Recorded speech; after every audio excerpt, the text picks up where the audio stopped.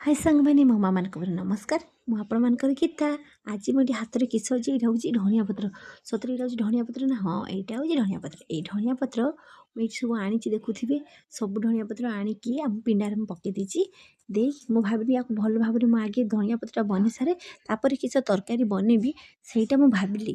ତ ସେଇ ଯୋଗୁଁ ମୁଁ ଆଗେ ଧନିଆ ପତ୍ରକୁ ନେଇକି ସବୁ ୟାର ଚେର ସବୁ କାଟିଦେବି। ଯେରକମ ଭାବରେ ଦେଖୁଛନ୍ତି, ଏଇରକମ ସବୁ ମୁଁ ଚେର କାଟିଦେବି। କାହିଁକିନା ଧନିଆ ପତ୍ର ଚେରଟା କାଟିଦେଲେ ଆମର ମାନେ ବନିତେ ପୁରା ଯେତେବେଳେ କାଟିବା ବେଳେ ପୁରା ସୁବିଧା ହେଇଥାଏ। ଆଉ ଆପଣମାନେ ଚାହିଁଲେ ଛୁରୀରେ ବା ପନିକିରେ କାଟି ନେବେ। ମୁଁ ଏଇଠି ହାତରେ ସବୁ କାଟି ଦେଉଛି, କାହିଁକିନା ଏଇଟା ପୁରା ନରମ ହେଇଛି। ତ ସେଇ ଯୋଗୁରୁ ମୁଁ ଏଇଠି ହାତରେ କାଟି ନେଉଛି। ଆଉ ଧନିଆ ପତ୍ରଟା ଯେକୌଣସି ତରକାରୀ ଦେଲେ ଖାଇତେ ପୁରା ବଢ଼ିଆ ଲାଗେ। ଲାଗେନି? ସତରେ ବହୁତ ବଢ଼ିଆ ଲାଗେ, କାହିଁକିନା ୟା ବାସ୍ନାଟା ନା ବଢ଼ିଆ ରକମ ଲାଗେ। ଏଇ ଶୀତ ସିଜନରେ ଧନିଆ ପତ୍ର ତ ବହୁତ ମାତ୍ରାରେ ମିଳେ। ତ ସେଇଥିପାଇଁ ଏଇ ଧନିଆ ପତ୍ରରେ ମୁଁ ଏଇ ରେସିପି ବନେଇବି। ଏଇଟା ହେଉଛି ମାଛ ବିଚ, ଦେଖୁଥିବେ ଭଲ ଭାବରେ। ଏଇ ବିଚରେ ହିଁ ମୁଁ ଏଇ ତରକାରୀ ବନେଇବି। ଏଇଟାକୁ ମୁଁ ବିଚକୁ ଆଗେ ଭଲ ଭାବରେ 2ରୁ 3 ଥର ମୁଁ ଏଇରକମ ଜଳ ଦେଇକି ଧୋଇଦେବି। କାରଣ ଭଲ ଆଗରୁ ମୁଁ ଧୋଇକି ରଖିଥିନି, ତ ମୁଁ ୟାକୁ ଆଉ ଥରେ ଭଲ ଭାବରେ 2ରୁ 3 ଥର ଧୋଇ ଦେଇକି ସେ ଯେଉଁ ଉପର ତାର ଉପର ସେ ଛାଲର ତାକୁ ସବୁ ଆମେ ସବୁ କାଢ଼ିଦେବା। ତାପରେ ଏଇଠି ସ୍ୱାଦ ଅନୁସାରେ ଲୁଣ ଆଉ ଲୁଣ ହଳଦୀ ଦେଇକି ୟାକୁ ଭଲ ଭାବରେ ଏଇରକମ ଗୋଳେଇ ଦେବା, ଯେରକମ ମାନେ ହଳଦୀ ଲୁଣ ପୁରା ବିଚରେ ପୁରା ଲାଗିଯିବ। ଆଉ ସେଇ ଯୋଗୁଁ ୟାକୁ ଭଲ ଭାବରେ ପୁରା ଗୋଳେଇକି ଦେଇ ସାରିଲା ପରେ ଏଠି ପିଆଜ ଅଦା ରସୁଣ ବାଟା ତାକୁ ସବୁ ଦେଇକି ୟାକୁ ଭଲ ଭାବରେ ଏଠି ମୁଁ ନେଇଛି ଧନିଆ ପତ୍ର, ଯେଉଁ ଧନିଆ ପତ୍ର ରଖିଥିଲି ତାକୁ ସବୁ ଧୋଇ ଦେଇଛି। ୟାକୁ ଏରକମ ଚୁନ ଚୁନ କରି କାଟିଦେବା। এইরকম ଚୁନ ଚୁନ କରିକି ଆପଣମାନେ ଚାହିଁଲେ ଛୁରୀରେ କାଟିପାରିବେ। ମୁଁ ଏଇଠି ପନିକିରେ କାଟୁଛି। ଏଇଠି ଦେଖୁଥିବୁ ସେ ଯେଉଁ ଗରମ ମସଲା ବାଟା ବି ମୁଁ ଦେଇଦେଇଛି। ଆଉ ଏଇଠି ଧନିଆ ପତ୍ର ଯେ କାଟିକି ରଖିଥିଲି ତାକୁ ବି ଦେଇଦେଇଛି। ଧନିଆ ପତ୍ର ତାପରେ ଯେଉଁ କଞ୍ଚା ଝାଳ କାଟିଥିଲି ତାକୁ ବି ଦେଇଦେମି। ତାକୁ ଦେଇ ସାରିଲା ପରେ ଏଇଠି ଦେଖୁଥିବେ ମୁଁ କିଛି ବିଟ୍ ଲୁଣ ରଖିଛି। ଆଗରୁ ତ ମୁଁ ଲୁଣ ଦେଇଥିଲି, ଏଠି ମୁଁ ବିଟ୍ ଲୁଣ କିଛି ଦେଇଦେନି। ଆଉ ଦେଇ ସାରିଲା ପରେ ଏଠି କର୍ଣ୍ଣଫ୍ଲାୱାର ଦେଇଦେବି।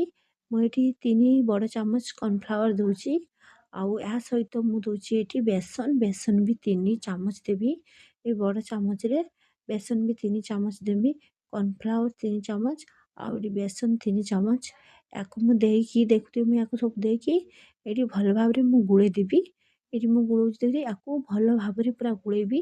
କାରଣ ଯଦି ଏଇ ବିଚର ମାନେ ବେସନ ଆଉ ଯେତିକି ମୁଁ ସବୁ ଦେଇଛି କର୍ଣ୍ଣଫ୍ଲାୱାର ଆଉ ମୋ ସବୁ ମସଲା, ୟାକୁ ଭଲ ଭାବରେ ଆମେ ଗୋଳେଇ ଦେଲେ ଏହା ସବୁ ଭଲ ଭାବରେ ଲାଗିଯିବ।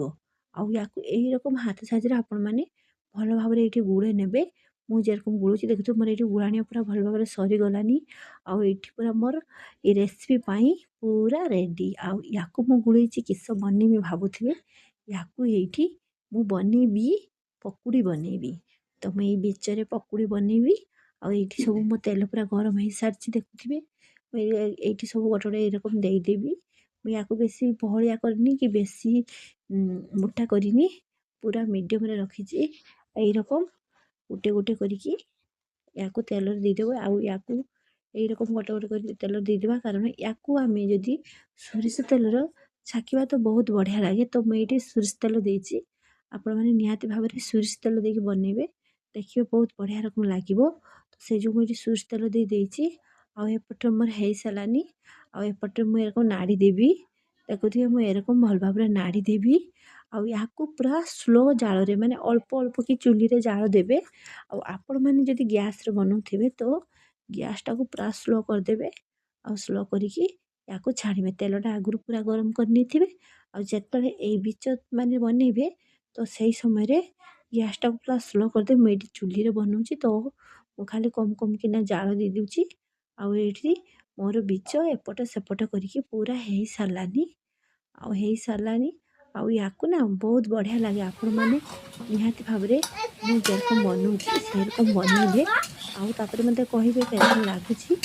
ଏଇଠି ମୋର ହେଇସାରିଲାଣି। ମୁଁ ୟାକୁ ଗୋଟେ ଥାଳିର ଭଲ ଭାବରେ ଏରକମ ସବୁ କାଢ଼ି ନେବି।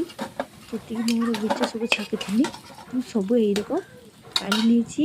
ଆଉ ସେଇ ତେଲରେ ଆଉ ଯେଉଁ ଅଛି ବିଚ ମୁଁ ରଖିଛି ତାକୁ ବି ଏଇରକମ କମ କମ ଦେଇଦେବି।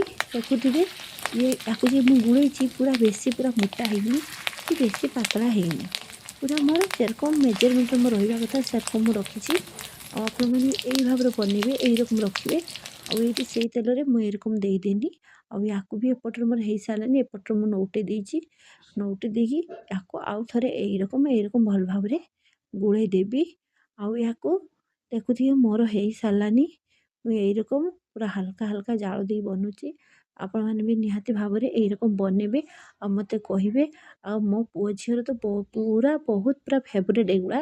ଆଉ ତ ଆପଣମାନେ ପିଲାମାନେ କେଉଁ ଜିନିଷ ସେମାନଙ୍କ ଫେଭରେଟ୍ ଆପଣମାନେ ନିଶ୍ଚିତ ଭାବରେ କମେଣ୍ଟରେ କହିବେ। ଆଉ ଆପଣମାନେ ନିହାତି ଭାବରେ ୟାକୁ ବନେଇବେ। ନ ବନେଇଲେ ଆପଣମାନେ ଜାଣିପାରିବେନି ୟାକୁ କିରକମ ଲାଗେ।